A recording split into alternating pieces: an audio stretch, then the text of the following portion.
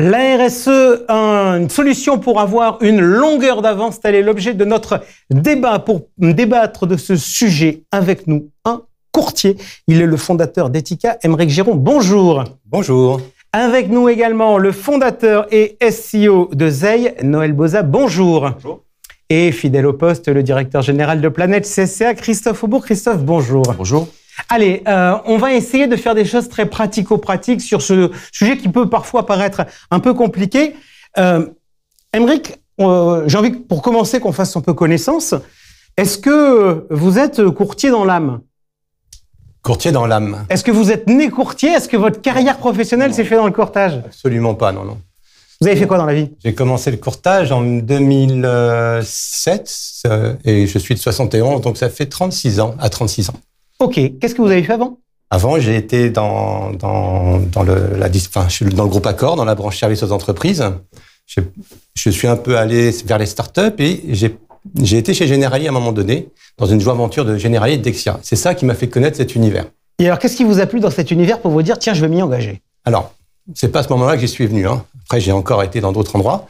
Et quand je me suis posé la question de vouloir d'être indépendant, je me suis dit dans quelle branche, dans quel secteur d'activité, j'aurais l'impression d'avoir une réelle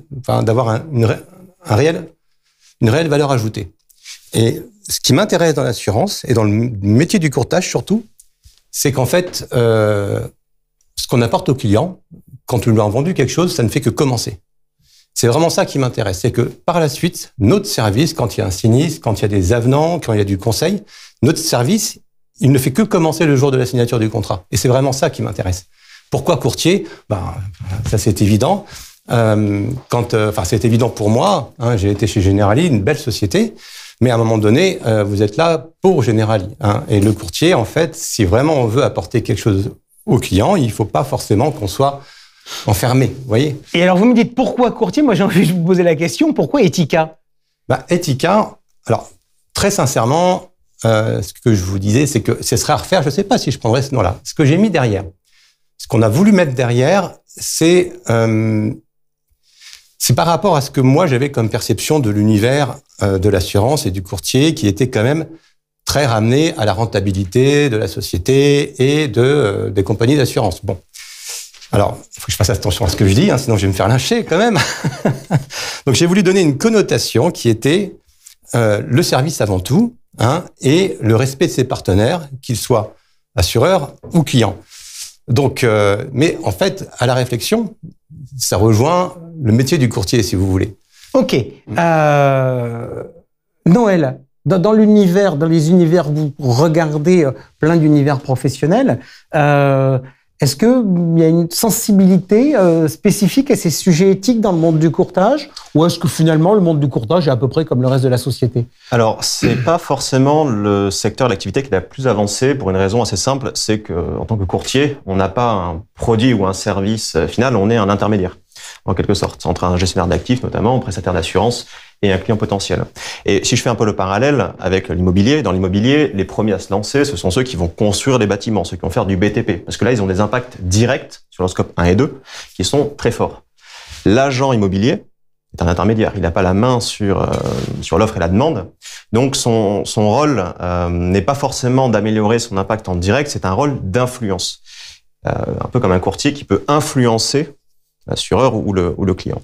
Donc, c'est un secteur qui n'est pas forcément des plus avancés, mais on sent qu'en ce moment, il y a une belle traction de la part du métier du courtage sur ces sujets. Et l'avantage, c'est qu'il y a quand même quelques pistes sur lesquelles on peut avancer au-delà des bâtiments, du tri sélectif des déchets et la politique sociale. Alors, on va regarder ça. Christophe, quand vous avez entendu Aymeric, le côté service du courtier, j'imagine que vous buvez du petit lait, et il nous a quand même dit, ouais, mais j'ai le service, mais il y a ces contraintes de rentabilité. Alors, c'est vrai qu'on pourrait se dire qu'il peut y avoir une antinomie parfois sur le rôle du courtier, sa rémunération et l'approche de service. Il y a beaucoup de profils comme Aymeric dans la profession ? Oui, je pense que ça commence à se développer de plus en plus. Le courtier, comme tous les acteurs économiques dans leur cabinet de courtage, sont évidemment très attentifs à la performance économique de leur activité, et bien entendu, mais le courtier est aussi un acteur au cœur des enjeux sociétaux, et donc à ce titre-là, il s'intéresse évidemment, au-delà de cette performance économique, à son impact et la performance sur les sujets sociétaux et environnementaux. Donc c'est quelque chose qu'on voit de plus en plus dans les grandes maisons, grosses structures. Évidemment, elles sont d'ores et déjà imposées par le reporting extra-financier. Donc dans ce cadre-là, effectivement, elles s'intéressent à tout cet écosystème autour de son activité. Mais effectivement, on voit de plus en plus dans des cabinets de taille intermédiaire ou de cabinets dits de courtage de proximité, cet intérêt effectivement pour les enjeux sociétaux et environnementaux. Allez, on va commencer par déjargonner, parce qu'on a mis dans le titre RSE, un moyen d'avoir une longueur d'avance. RSE, qu'est-ce que Noël? Alors, la RSE, c'est la responsabilité sociétale des entreprises. Ça couvre en quelque sorte toutes les politiques, les chartes, mais aussi les actions et l'impact concret qu'une entreprise peut avoir sur l'environnement, la société. Donc, ça touche aussi à sa gouvernance, à l'éthique, si on va dire ça de manière un peu globale. Et dans la RSE, en fait, c'est un terme un peu fourre-tout dans lequel on peut retrouver énormément d'éléments différents. On peut avoir une RSE qui consiste à réduire un impact négatif. Le courtier qui peut, par exemple, mieux recycler. On peut y retrouver certaines politiques ou actions bien plus ambitieuses. Juste, pardon, je vous pose une question. Vous avez des voitures dans votre cabinet de courtage? Oui. Et électrique ou thermique? Électrique. Parfait. C'est bien. Allez-y, excusez-moi, je check. Ça, c'est la une thermique. Ok. Ça, c'est la RSE telle qu'on l'a un peu en tête, parce que c'est la RSE telle qu'on la faisait depuis quelques décennies. C'est la RSE basée sur l'ISO 26000. Il y a des nouvelles types de RSE qu'on peut mettre ou pas dans la RSE, mais je considère que c'est bien de le mettre avec, qui va toucher aux produits, aux services ou au business model. Et là, on parle de la mission, on parle de la raison d'être, on parle de l'impact, qui est un terme un peu à la mode. Et l'impact a une petite particularité, c'est qu'elle touche pas simplement la réduction des impacts négatifs sur l'environnement de la société, elle va dans la réflexion du business model. Comment je peux faire en vendant un produit ou service pour avoir un impact positif sur mon client, chez mes clients et sur l'environnement. Et ça, c'est plus récent. Christophe, est-ce que vous avez le sentiment que la RSE, dans le monde du courtage, c'est une règle à appliquer ou finalement c'est quelque chose que chacun doit appréhender avec ses propres perceptions? Je crois que quand on parle de RSE, ça repose avant tout sur l'implication et l'engagement du dirigeant. Le témoignage qu'on vient d'avoir le révèle bien, c'est-à-dire que c'est véritablement à la base une conviction que j'ai envie de partager avec mes équipes et que j'ai envie d'embarquer mon entreprise en fait dans ce projet, dans cette mission, pour ceux qui sont sociétés à mission, qui permet effectivement de donner une boussole, de donner un cap et de décliner sa stratégie en fonction de ces différents indicateurs. Ok, Aymeric Giron, votre cabinet, vous nous avez dit qu'il s'appelait Ethica lorsque vous l'avez créé. Est-ce que vous avez le sentiment de faire de la RSE? Écoutez, la première fois. Non, me faites pas un coup de politique. Faites-moi une réponse. Pas de politique. Faites-moi oui ou non. Est-ce que vous avez le sentiment de faire de la RSE? Aujourd'hui, oui. Aujourd'hui, ça veut dire que quand vous l'avez fait, c'était non? La première fois que j'en ai entendu parler, c'est un pote qui créait un cabinet de conseil en RSE. Je dis, c'est quoi ça? Il a essayé de m'expliquer. J'ai dit oui, puis j'ai rien compris. Par la suite, on m'a parlé de RSE. On m'a dit, norme ISO 26000. Déjà, vous dites ça au chef d'entreprise, ou à une petite entreprise, un salarié de jusqu'à je sais pas combien, il part en courant. ISO 26000. Oh non, c'est pas pour moi ça. Donc ça a été un peu, au début, j'ai pas creusé plus que ça. Voilà. Ok, mais il y a quand même un truc qui est étonnant dans votre histoire.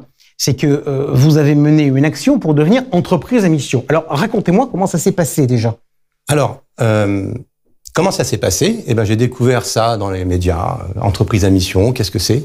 J'ai un peu creusé et je me suis dit, mais ça, en fait, c'est quelque chose qui... J'ai pas fait le rapprochement avec le RSE, comme je vous ai dit à l'époque. Voilà, c'est pas pour moi. J'ai un peu creusé, je me suis rendu compte que c'était quelque chose qui était intéressant pour des petites structures parce que c'était atteignable. Voilà. C'était atteignable, on pouvait le faire sans pour autant entrer dans des processus sur lesquels il faut un responsable qualité, il faut un auditeur, enfin, il faut plein de choses, quoi. Et c'est là-dessus, on s'est lancé dans cette démarche avec ce constat-là. Après, la question qu'on s'est posée, c'est pourquoi? Pourquoi on ferait ça? Alors, très sincèrement, c'est pas pour avoir des clients en plus. D'abord, il n'y a pas de logo, il n'y a rien. Enfin, pour l'instant, il n'y a rien. Donc, je me suis dit, mais qu'est-ce qu'on peut en faire, nous, Etika? Qu'est-ce que ça peut nous apporter à nous en tant que salariés? Juste que je comprenne le process. Vous avez combien de salariés? Aujourd'hui, on est 8. OK. Et dans le process de l'entreprise à mission, quand vous vous êtes engagé dans cette démarche, en pratique, vous avez fait quoi? Vous avez mis les 8 autour d'une table. Vous avez dit, bon, je me suis dit que c'était une bonne idée d'être entreprise à mission, donc on va faire entreprise à mission. Vous avez fait un séminaire. Comment ça s'est passé? En pratique? Alors, en pratique, on a fait appel à un consultant, quelqu'un qui trouvait ça intéressant de faire les entreprises à mission, qui n'était pas d'ailleurs dedans à l'époque, et qui s'est renseigné là-dessus, qui a été passionné par le concept. Et donc, on a fait un séminaire qui a duré 2 jours, au cours desquels on s'est fixé comme objectif de savoir quelle était notre raison d'être. Et notre raison d'être, c'était pas moi ni mon associé Bertrand de Couessin qui devions la définir, mais ça devait être quelque chose de consensuel avec toute l'équipe. Donc, on a mis 2 jours et on a sorti une raison d'être. Une fois qu'on a sorti une raison d'être... C'est quoi? Alors, raison d'être, j'ai pris mon papier parce que c'est pas envie de me faire tuer par... Notre raison d'être à nous, c'est est de servir le bien commun avec bienveillance, professionnalisme et efficacité, chacun se sentant unique et digne d'attention. Voilà. OK. Donc ça, c'est la démarche collective. Noël, je voudrais qu'on regarde, parce que vous nous avez dit tout à l'heure, et c'est assez important, parce que on en parle, vous nous avez dit, le monde du courtage, c'est pas forcément le monde le plus touché, parce que ce sont des intermédiaires, en prenant tout à l'heure l'exemple des agents immobiliers. Là, on est dans une structure qui, moins de 10, aucune obligation réglementaire. Est-ce que vous avez le sentiment aujourd'hui que on raisonne trop en obligation réglementaire? C'est-à-dire ceux qui disent, moi je suis contraint, donc ça m'embête, et ceux qui disent je suis pas contraint, j'y passerai plus tard. Alors oui, et c'est assez normal, et ce genre de retour, on l'a quand même pas mal, parce qu'avant, faire la RSE, en effet, on parle ISO 26000, déjà la moitié se partent en courant, mais quand on voit le référentiel ISO 26000, c'est 200 questions, là, il n'y a plus personne dans la salle. Donc avant, c'était on oublie ISO 26000, il ne faut pas l'oublier, il faut l'adapter. On démarre avec quelque chose qui coûte très cher en termes de ressources, et à la clé, en effet, aujourd'hui, il n'y a pas vraiment de façon de le faire savoir. Alors qu'il y a un potentiel à la RSE de dingue. Enfin, je vais pas rentrer dans les maths et les stats, mais j'aime ça. Il y a quand même 2/3 des grands groupes, notamment les assureurs, qui font attention à l'impact de leurs prestataires, de plus en plus. On a 89% des consommateurs qui veulent consommer mieux. On a 2/3 des jeunes qui veulent pas rejoindre une entreprise qui n'a pas un impact positif. Donc, en termes de marque employeur et de différenciation de la concurrence, le potentiel est titanesque. Mais aujourd'hui, comment on fait pour faire savoir sa RSE? On a des labels qui sont binaires, on ne sait pas trop ce qu'il y a derrière. On a des rapports RSE que pas grand monde ne lit. Donc là, aujourd'hui, ça change un peu parce qu'il y a des nouveaux outils et des nouvelles solutions qui sont peut-être un peu plus simples et qui vont s'adapter justement à la taille de l'entreprise pour que le démarrage soit plus light, en quelque sorte, et mieux adapté à la taille et au secteur. Et surtout, des façons de valoriser la démarche qui est beaucoup plus transparente que ce qu'on avait avant avec les labels. Un peu ce que Yuka a apporté dans la conso, d'ailleurs, pour remplacer les labels bio. Christophe, j'ai pas de contraintes réglementaires, moi, aujourd'hui, parce que je suis un petit cabinet de courtage. De proximité. Vous me dites quoi? Vous me dites, Jean-François, t'as intérêt à y aller si tu veux avoir une longueur d'avance, parce que c'est le titre de notre débat. Vous nous dites, t'as le temps? Avant de répondre à cette question, pour poursuivre en fait sur ce que disait Noël, je pense que le courtier est avant tout un acteur responsable. Et donc, avant de se poser la question de savoir s'il fait de la RSE, s'il veut en faire, s'il veut être société à mission, c'est comme Monsieur Jourdain, en fait, il fait de la RSE sans le savoir. Et je vais prendre 3 exemples pour décliner, en fait, cette thématique. Tout d'abord, c'est un employeur, le courtier. 8 collaborateurs, parfois beaucoup plus. Et donc, d'un point de vue social, il contribue auprès de ses collaborateurs à la diversité, à la mixité, à recruter des talents. Et donc, de ce point de vue-là, concrètement, au quotidien, sans forcément savoir ou sans forcément décliner par des indicateurs et autres, il fait de la RSE. Il fait de la RSE ensuite vis-à-vis de ses clients. Le courtier, il conseille ses clients, il les conseille de manière responsable, il les conseille il les conseille de manière durable. On parle de plus en plus dans la réglementation de la notion de durabilité. C'est un terme qui revient de plus en plus. Et donc, c'est vrai que pour les courtiers qui distribuent des produits financiers, ça, c'est quelque chose qui est déjà introduit, en fait, dans le choix des placements et autres. Mais pour les courtiers qui travaillent en dommages, on voit de plus en plus, effectivement, des choix qui sont faits dans les produits qu'ils utilisent, et les clients, en fait, qui font appel à eux, regardent également si, effectivement, en termes de stratégie durable, ils utilisent des produits recyclés. Enfin bref, la liste peut être longue. Et puis enfin, le courtier, je le disais en préambule, c'est un acteur de la cité, en fait. Il est engagé au quotidien, il intervient dans l'ensemble de l'écosystème qui est autour de lui. Et de ce point de vue-là, il est également responsable. Il est souvent très impliqué dans des associations, il soutient des fondations, il peut avoir un rôle parfois politique pour certains. Et donc, de ce point de vue-là, le courtier fait également depuis des années, en fait, de la RSE. Donc, ce qui est important ensuite, c'est de pouvoir, en effet, le formaliser, mais au-delà du sigle RSE, responsabilité sociétale des entreprises, moi, j'aime bien le sigle redonner, R, du sens à l'entreprise. Et par ces actions-là, on redonne du sens au courtage, en l'occurrence, mais plus globalement, aux entreprises. Pour répondre à votre deuxième question, effectivement, la réglementation aujourd'hui impose un certain nombre de choses, notamment pour les entreprises d'une certaine taille. Sur le reporting extra-financier, j'en ai parlé tout à l'heure. Mais pour prendre un deuxième exemple, la directive SRDR qui a été promulguée, votée en 2022, va s'appliquer à partir de 2024. 2025-26, on va commencer à voir effectivement la mise en place d'indicateurs et puis des éventuelles sanctions. Et donc les assureurs, dans ce cadre-là, vont devoir aller bien au-delà de ce qu'ils font aujourd'hui sur le reporting extra-financier et donc s'intéresser à toute la chaîne de distribution et toute la chaîne de valeur d'une manière générale, et donc vont très probablement, et nous c'est une conviction qu'on partage chez Planète CSCA, répercuter un certain nombre d'obligations liées à cette stratégie RSE sur leurs distributeurs, et en l'occurrence les courtiers. Donc nous, le conseil qu'on délivre à nos adhérents, c'est de leur dire n'attendez pas que ça vous tombe dessus, faites-en une opportunité pour redonner du sens à votre entreprise dans un premier temps, pour fidéliser vos collaborateurs, et puis, dans un second temps, pour répondre à ces obligations réglementaires qui vont arriver plus rapidement qu'on ne le pense. Et d'ailleurs, on voit déjà arriver, dans certaines conventions de distribution de courtage, cette notion d'acteur responsable qui, on peut l'imaginer peut-être à terme, un courtier pour être codé chez un assureur devra effectivement répondre à un certain nombre d'indicateurs. Alors, on va regarder, avant de rentrer sur les indicateurs, je vais rester dans le conflit qu'il peut y avoir éventuellement entre l'économique et le côté responsable. Je vais reprendre les points que vous avez utilisés. Je vais prendre le côté client. Est-ce que ça peut permettre de gagner du client ? Alors oui, surtout quand on parle des actifs financiers, donc du monde de l'assurance. La banque et l'assurance, c'est un secteur qui est très scruté aujourd'hui par les médias, parce que l'impact de l'actif financier à l'échelle sociale est quand même assez important. Et donc de plus en plus d'entreprises aujourd'hui se posent la question de comment je choisis une banque ou un produit d'assurance plus durable. Aymeric, je reviens vers vous parce que tout à l'heure, vous avez dit non à cette question. Vous avez dit, grosso modo, vous n'aviez pas gagné de clients par rapport à ça. Quelle est la typologie de clientèle que vous avez chez Etika ? Alors, on a une clientèle qui est liée à la construction, des entreprises de construction. Ouais. Une clientèle qui est née à l'associatif plutôt clérical, des diocèses et des associations. Et une clientèle sur un marché B2C qui est un peu historique, qui est l'assurance de prêt. Et alors, je vous pose la question cash sur la partie associative. Est-ce que vous pensez que si vous n'affichiez pas un nom d'Etika, vous auriez aussi facilement cette clientèle ?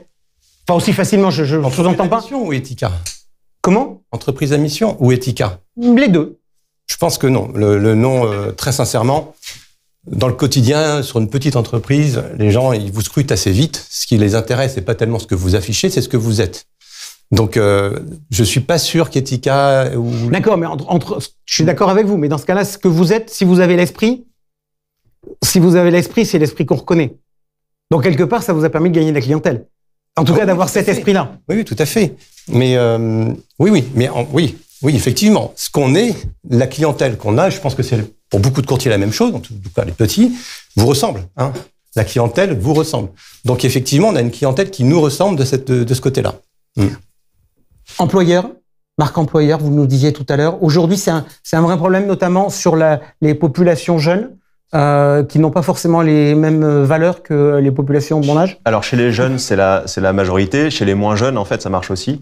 Il y a une étude, je crois que c'était BPI France en 2020, qui était assez intéressante, qui montrait que dans la première fois de l'histoire de l'humanité, le sens et l'impact étaient passés devant le salaire, dans la motivation des collaborateurs. Et on sait qu'un collaborateur qui n'est pas vraiment motivé, il coûte à peu près entre 13 et 14 000 euros par an à l'entreprise.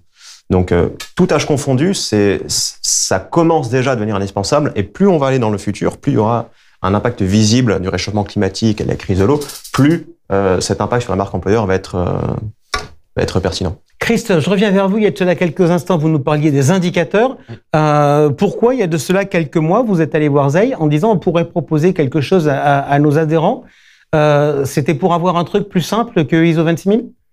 Oui, on a essayé effectivement de simplifier en fait la démarche parce que comme on l'a évoqué tout à l'heure, c'est pas forcément inné chez tout le monde de se lancer dans ce type de démarche. Et même pour ceux qui en ont la conviction, ils nous disaient souvent comment je fais. Vous l'avez évoqué également tout à l'heure. Donc effectivement, on a discuté avec Zeil qui propose un outil particulièrement adapté aux entreprises de toute taille.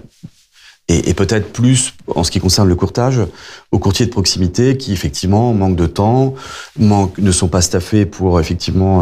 oui, et puis se disent, on l'a vu avec Emmerich, se disent c'est compliqué. Emmerich nous a dit, la première fois qu'on lui a dit le mot RSE, il a mis un certain temps avant de se dire que finalement, ça pouvait être quelque chose de... Donc, ce qui nous a intéressé véritablement dans la démarche Zeil, c'est d'avoir un outil totalement digital, d'une part, qui soit adapté aux problématiques du courtage.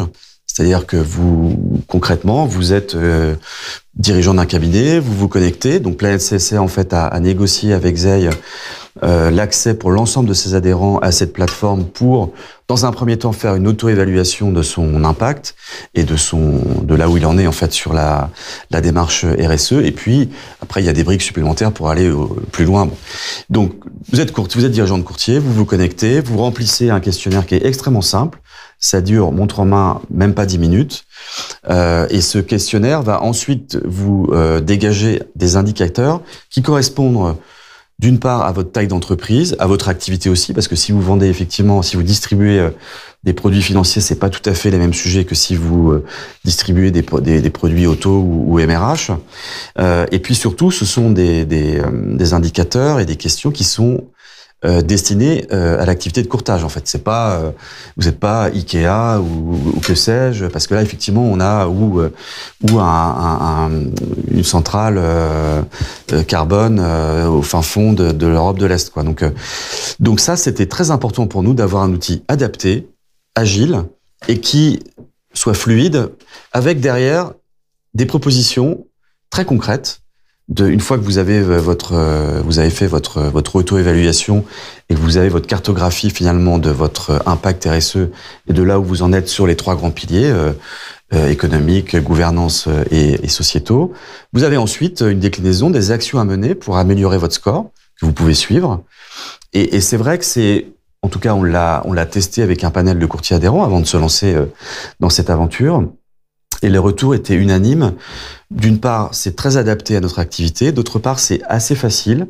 Voilà, il n'y a pas ce côté c'est trop compliqué, j'ai pas ce qu'il faut. Alors évidemment, il faut quand même bien connaître son entreprise, mais a priori, on considère que le dirigeant est au fait de ce qui se passe dans son cabinet. Savoir s'il est locataire ou propriétaire, il le sait. Voilà, s'il a une voiture thermique ou électrique, enfin ce genre de questions très pratico-pratiques sont déclinées. Et ensuite, l'outil donc vous fait votre scoring, vous l'améliorez ou pas, et vous pouvez décider ensuite de passer au-delà de cette phase d'auto-évaluation qui est déclarative à une phase de vérification des informations que vous avez déclarées, parce qu'effectivement, vous pouvez dire j'ai un parc de 10 véhicules électriques.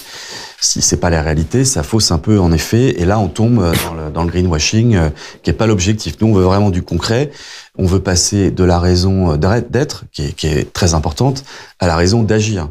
C'est l'action qui nous importe, et c'est ça qui, je l'espère, l'outil Zeil pourra en fait apporter cette solution à nos adhérents. Noël, puisque vous l'avez conçu, j'ai une question, et que moi je m'amuse à le tester dans le tour des régions. Le télétravail, c'est du social ou c'est de l'environnemental? Un peu des deux. Social pour la qualité de vie et l'équilibre de vie pro-perso, et environnemental parce que quand on est en courtage, dans le service de manière générale, un gros volet de l'impact carbone, c'est le déplacement domicile-travail. Surtout quand on ne peut pas prendre le transport en commun. Et donc il y a aussi un enjeu environnemental de réduire les émissions de l'entreprise dans son scope 3 en proposant plutôt du télétravail. Aymeric, j'ai compris votre projet, j'ai compris votre état d'esprit et ce que vous nous avez expliqué. Une entreprise à mission, c'est mettre des mots. Vous nous les avez donnés tout à l'heure. Est-ce que derrière, on contrôle? Est-ce qu'on met des chiffres? Oui. Est-ce qu'on a des indicateurs? C'est ça qui est intéressant. C'est ça qui m'a fait adopter cette solution. C'est que on met des mots, on fait un séminaire, on est content, on travaille ensemble. L'aspect social est extrêmement important. Ça a été notre principale motivation d'associer les salariés et de se dire ensemble pourquoi on est là. Il y a de l'argent? Oui. Bon, il y a autre chose. Donc ça, c'est principal. Mais derrière, une fois que vous avez dit tout ça, c'est bien, on a notre raison d'être, mais comme disait monsieur Christophe, c'est ça, hein. il faut agir. Donc on découle de cette raison d'être des objectifs qu'on se donne, qu'on définit ensemble. Hein. Et une fois qu'on s'est défini ces objectifs, pour une petite entreprise comme nous, on a 2 ans pour faire venir un OTI et contrôler qu'on a bien essayé d'atteindre ces objectifs. C'est pas obligé, hein. Si on les a pas atteints, c'est pas grave. Mais si on ne fait rien, au bout de 2 ans, on perd. On n'a plus le droit de s'appeler société à mission. Voilà. Et c'est ça qui m'a intéressé. Et c'est d'ailleurs un peu le crash test pour nous, parce que c'est depuis le 1er janvier 2022 qu'on est entreprise à mission, ou société, je sais plus lequel ils ont dit. Et aujourd'hui, on se rend compte qu'en fait, c'est très compliqué d'avoir des indicateurs qui nous permettent de savoir. Et là, vous avez creusé quel type d'indicateurs? Alors, on a creusé des types d'indicateurs qui sont, la 4, permettent de construire une relation pérenne, confiante et bienveillante. Dans quelle mesure, c'est bien tout ça, mais dans quelle mesure on travaille à ça et comment on évalue le fait qu'on a travaillé à ça. Être reconnu comme expert, légitime, compétent dans nos métiers, pareil, même question de réponse. S'appuyer sur les technologies qui favorisent un travail respectueux de l'environnement et de l'équilibre personnel. Valoriser l'engagement des salariés et garantir leur qualité de vie au travail. Pour rejoindre ce que disait monsieur, en fait, quand vous remplissez votre Zeil ou autre chose, vous faites votre société à mission, on est comme ça, c'est cool. La question, c'est pas de savoir comment on est à un instant T, c'est de savoir qu'est-ce qu'on veut faire et comment on veut progresser. Donc, si on met des indicateurs qui disent, bah oui, c'est bien, on est toujours comme ça, mais non, ça fonctionne pas. Mais par contre, c'est le crash test. Ok, mais cela dit, si on met pas d'indicateur, on sait pas si on progresse. Donc, l'indicateur est plus qu'indispensable. Ah bah c'est indispensable. C'est la base de tout. Et aujourd'hui, nous, on se dit, c'est quelque chose sur lequel on n'a pas bien fait, si vous voulez. Ça fait 1 an. Donc, c'est très intéressant. Aujourd'hui, on va travailler à reconstruire, pas forcément les indicateurs, mais la manière de les évaluer. L'un des mots-clés, Christophe, c'est formaliser. Finalement, on a le sentiment que dans plein de choses, de la réglementation nous a contraints à formaliser, que ça nous embête. Est-ce que là encore, on n'est pas dans des démarches où finalement, la vie est quand même plus simple quand les choses sont formalisées, c'est-à-dire, voilà, j'ai un objectif, j'ai un indicateur, un objectif, et tout le monde le connaît, c'est transparent et ça permet d'avancer? Oui, probablement. Après, je pense que ça ne peut pas faire peur aux courtiers qui sont effectivement depuis maintenant quelques années habitués à formaliser sur tout un tas de devoirs de conseil, tout un tas de process dans la distribution. Donc, je crois que c'est une évolution en termes de transparence, parce que ça permet effectivement d'afficher les indicateurs, d'afficher les résultats, d'afficher la marge de progression. Et si on veut véritablement, et en effet, que toutes ces démarches, qu'elles soient RSE, société à mission et autres, aillent dans un sens positif en termes d'impact sur la société, bah effectivement, il ne faut pas qu'on soit dans uniquement de la communication ou du greenwashing, parce que dans ce cas-là, voilà, on se fera plaisir entre nous, mais l'impact, il sera nul ou quasi nul. Alors, communication, greenwashing, Noël Bozat, je viens vers vous. Aymeric nous a dit tout à l'heure, moi, je le fais. Je communique pas spécialement sur le sujet. J'ai fait mon entreprise à mission. Ça avait un vrai lien social avec les collaborateurs. On a réfléchi, on a 4 points. On est en train de mettre des indicateurs en place pour pouvoir être contrôlé. Qu'est-ce qu'il faut faire en termes de com? Il faut communiquer sur le sujet et entre guillemets, j'aurais presque tendance à vous demander quelques petits conseils. Parce que communiquer, c'est très bien, mais on peut avoir un beau retour qui peut parfois ne pas être très agréable justement sur les sujets de greenwashing. Donc, quelles seraient vos recommandations? Alors, je dirais qu'il y a 3 règles d'or pour bien communiquer et faire en sorte que ce soit justement pas du greenwashing ou perçu comme du greenwashing, parce qu'il y a beaucoup de défiance de la part de tous les publics confondus autour de ça. Le premier conseil, c'est de commencer par pondérer et prioriser les bons enjeux. Parce qu'avant de parler de l'indicateur, il faut qu'il y ait un enjeu en face. Il faut qu'on ait compris que dans l'énergie, l'enjeu majeur, c'est le climat. C'est pas l'eau, c'est pas la biodiversité. Dans l'agriculture, l'enjeu majeur, c'est l'eau et la biodiversité. Le climat, c'est un peu plus secondaire. Donc, la première étape, c'est de définir quels sont les enjeux principaux et de mettre de côté ce qui n'est pas matériel, ce qui est très marginal par rapport à l'activité de l'entreprise en direct. Et traduire ensuite cet enjeu en indicateur précis. Mais se limiter dans la com uniquement sur ce qui compte vraiment. D'accord, mais un indicateur précis, c'est quoi? Parce que franchement, on dit j'ai baissé mes émissions de CO2 de X tonnes. Qu'est-ce que ça veut dire? Moi, j'y comprends rien. Alors, j'ai baissé mes émissions de X tonnes, ça vaut pas grand-chose. C'est des valeurs absolues. Si je suis Total et que je réduis de 10 000 tonnes, ça n'a rien à voir. Si je suis un petit courtier, 10 000 tonnes de réduction, c'est énorme. Donc, il faut parler des bons indicateurs. Quand je suis courtier, mes émissions de CO2, c'est pas matériel, c'est pas ce qui est principal. Et la deuxième règle d'or, c'est derrière de relativiser la donnée. Ne pas de dire j'ai baissé de tant de tonnes, j'ai baissé de tant de pourcents. Encore mieux, pour chaque client, j'émets tant de tonnes. Donc de relativiser au service rendu aux clients pour comparer des entreprises qui n'ont pas la même taille. Parce que si à 8, on émet 1 tonne de CO2 par client, ce qui compte, c'est un cabinet ou un courtier, un autre courtier, quel serait par client ce qu'il va émettre. Savoir qu'il en émet 10 000 tonnes et 5 000, ça dépend du nombre de clients qu'on va avoir, ça dépend de l'activité de manière globale. Donc il faut relativiser la donnée, il faut limiter les indicateurs à ce qui compte vraiment. Et vraiment la troisième règle d'or, c'est de choisir uniquement des indicateurs sur lesquels je fais le choix d'être complètement transparent en essayant de ne pas masquer ce qui me plaît pas. Et ça, c'est le plus gros... Parfois dire qu'on est mauvais. Alors voilà, d'être honnête. Pas de dire je suis bon sur ça et je masque ce où je suis mauvais. De dire ça, c'est mes vrais enjeux. J'en ai 10, j'en ai 15, j'en ai 20. Voici les bons indicateurs relativisés. Et être honnête là où je suis encore à la ramasse. Si sur les véhicules électriques, on était à 0, c'est pas grave. Mais au moins, c'est honnête. Et cette honnêteté, cette transparence, c'est ce qu'attendent les parties prenantes aujourd'hui. Et quand on voit qu'on est transparent sur quelque chose où on est mauvais, ben c'est là qu'on n'a plus vraiment de défiance dans la communication RSE et qu'on peut faire confiance à l'entreprise qui communique. Et Christophe, dernière question. Est-ce que s'y mettre, c'est un moyen d'avoir une longueur d'avance quand on est courtier? Ah oui, moi j'en suis fondamentalement convaincu. C'est déjà aujourd'hui, et ça le sera encore plus à l'avenir, un critère différenciant. On l'a évoqué tout à l'heure d'un point de vue générationnel. Aujourd'hui, les jeunes générations, en fait, dans les critères qu'ils recherchent pour faire appel à un courtier, mais pas que, bien au-delà, il y a toujours des questions d'éthique qui ressortent, des questions d'impact environnemental et sociétal. Donc ça, c'est incontournable de mon point de vue. Donc effectivement, s'en préoccuper aujourd'hui, c'est peut-être avoir une longueur d'avance sur d'autres acteurs en fait qui n'ont pas forcément cette anticipation des choses. Et puis c'est surtout poursuivre son développement et continuer à exister dans l'avenir, que ce soit en termes d'ouverture de corde vis-à-vis des partenaires assureurs que j'évoquais tout à l'heure, et puis surtout vis-à-vis des clients, parce que ça va se rapprocher des deux côtés, et le courtier qui est intermédiaire au milieu, s'il n'a pas effectivement pris la mesure de cette transformation qui est en cours, voilà, il y a quelques inquiétudes à avoir, je pense. Oui. Ok, merci beaucoup Christophe Aubourg, directeur général de Planète CA, était avec nous, tout comme Noël Bozin, fondateur de ZEI, et Aymeric Géron. Merci beaucoup d'être venu à Paris ce jeudi pour nous raconter votre histoire. Tout de suite, la Success Story digitale avec Georges Delataille.